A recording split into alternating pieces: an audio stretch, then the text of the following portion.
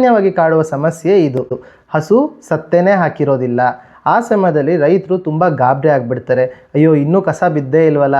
So ಈ ಟೆನ್ಷನ್ನ ನೀವು ದೂರ ಮಾಡ್ಕೊಳ್ಳೋಕ್ಕೆ ಮನೆಯಲ್ಲೇ ಮಾಡುವಂಥ ಒಂದು ಮನೆಮದ್ದನ್ನ ಹೇಳ್ತೀನಿ. ಯೋನಿಯ ಹತ್ತಿರ ನೀವು ಒಂದು ದಾರದಿಂದ ಗಂಟನ್ನು ಹಾಕಿ ಅದರಿಂದ ಕೆಳಗೆ 2 ಇಂಚಷ್ಟು ಜಾಗವನ್ನು ಬಿಡಿ. ನಮಸ್ಕಾರ ವೀಕ್ಷಕರೇ, ಮನೆಮದ್ದು ಕಾರ್ಯಕ್ರಮದ ಮತ್ತೊಂದು ಸಂಚಿಕೆಗೆ ನಿಮ್ಮೆಲ್ಲರ ಸ್ವಾಗತ. ನಾನು ನಿಮ್ಮ ಡಾಕ್ಟರ್ ಪ್ರಜ್ವಲ್ BK. ಇವತ್ತಿನ ಸಂಚಿಕೆಯಲ್ಲಿ ನಾವು ಹಸು ಕರು ಹಾಕಿದ ನಂತರ ಎಲ್ಲ ರೈತರಿಗೆ ಕಾಡುವಂಥ ಒಂದು ಸಾಮಾನ್ಯವಾದ ತೊಂದರೆಯ ಬಗ್ಗೆ ಮಾಹಿತಿನ ತಿಳಿಯೋಣ. ಅದೇನೆಂದರೆ ಹಸು ಸತ್ತೆ ಹಾಕದಿರುವ ಒಂದು ಸಮಸ್ಯೆ.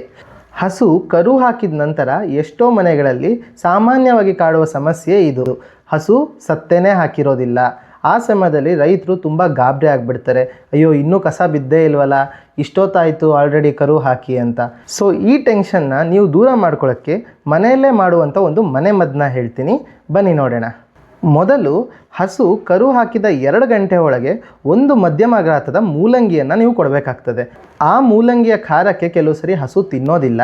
ಅದಕ್ಕೆ ಅದರ ಜೊತೆಗೆ ನೀವು ಬೇಕಾದರೆ ಒಂದು 30 ಗ್ರಾಮ್ನಷ್ಟು ಒಂದು ಹಿಡಿ ಉಪ್ಪನ್ನು ಆ್ಯಡ್ ಮಾಡ್ಬೋದು. ಅದರ ಜೊತೆ 200 ಗ್ರಾಮಷ್ಟು ಬೆಲ್ಲವನ್ನು ಸಹ ಸೇರಿಸ್ಬೋದು. ಇದನ್ನು ನೀವು ಹಸು ಕರು ಹಾಕಿದ 2 ಗಂಟೆ ಒಳಗೆ ಕೊಡಬೇಕಾಗ್ತದೆ. ಇದು ಕೊಟ್ಟಿದ ನಂತರ ನೀವು ಕಾಯಬೇಕಾಗುತ್ತೆ, ಇನ್ನೂ ಸತ್ತೆ ಬಿತ್ತೋ ಬೀಳಲಿಲ್ವೋ ಅಂತ. ಹಸು ಕರು ಹಾಕಿ 8 ಗಂಟೆ ಆದ್ರೂ ಇನ್ನೂ ಸತ್ತೆ ಬಿದ್ದಿಲ್ಲ ಅಂದರೆ ಆವಾಗ ನೀವು 1.5 kg ಬೆಂಡೆಕಾಯನ್ನು 2 ಭಾಗವಾಗಿ ಕಟ್ ಮಾಡಿ ಹಸುಗೆ ಕೊಡಬೇಕಾಗ್ತದೆ.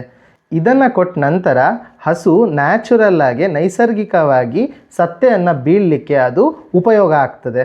ಇಷ್ಟು ಮಾಡಿದ ನಂತರ ಇನ್ನೂ ಸತ್ತೆ ಬಿದ್ದಿಲ್ಲ ಅಂದರೆ ಯೋನಿಯ ಹತ್ತಿರ ನೀವು ಒಂದು ದಾರದಿಂದ ಗಂಟನ್ನು ಹಾಕಿ ಅದರಿಂದ ಕೆಳಗೆ 2 ಇಂಚಷ್ಟು ಜಾಗವನ್ನು ಬಿಟ್ಟು ಸಿಸರಿಂದ ಕಟ್ ಮಾಡಬೇಕಾಗುತ್ತೆ.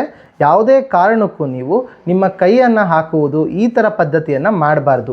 ಆವಾಗ ಆ ಹಸುವಿಗೆ ಯುಟರೈನ್ ಇನ್ಫೆಕ್ಷನ್ ಅಂದರೆ ಗರ್ಭಕೋಶದ ಇನ್ಫೆಕ್ಷನ್ ಆಗುತ್ತೆ, ಕಿವ ಕಟ್ಟಕ್ಕೆ ಸ್ಟಾರ್ಟ್ ಆಗುತ್ತೆ.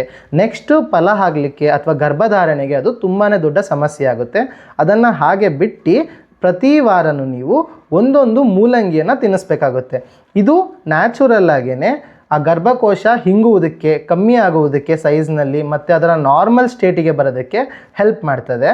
ಇನ್ನೂ ಏನಾದರೂ ನಿಮಗೆ ಆ ಸಮಸ್ಯೆ ಸರಿ ಹೋಗಿಲ್ಲ ಅಂದರೆ ತಕ್ಷಣವೇ ನಿಮ್ಮ ಹತ್ತಿರದ ಪಶುವೈದ್ಯರನ್ನು ಸಂಪರ್ಕಿಸೋದು ತುಂಬಾ ಸೂಕ್ತ.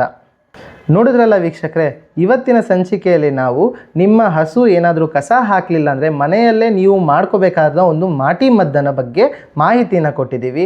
ನಿಮಗೇನಾದರೂ ಈ ಮಾಹಿತಿ ಇಷ್ಟ ಆಗಿದ್ದರೆ ಚಾನಲ್ನ ಸಬ್ಸ್ಕ್ರೈಬ್ ಮಾಡಿ ಮತ್ತು ಲೈಕ್ ಮಾಡಿ. ಮತ್ತು ನಿಮಗೆ ಯಾವುದಾದ್ರೂ ಬೇರೆ ವಿಚಾರದ ಬಗ್ಗೆ ನಾಟಿ ಮದ್ದೇನಾದರೂ ಬೇಕಿತ್ತು ಅಂದರೆ ಕಮೆಂಟ್ ಸೆಕ್ಷನಲ್ಲಿ ಕಮೆಂಟ್ ಮಾಡಿ.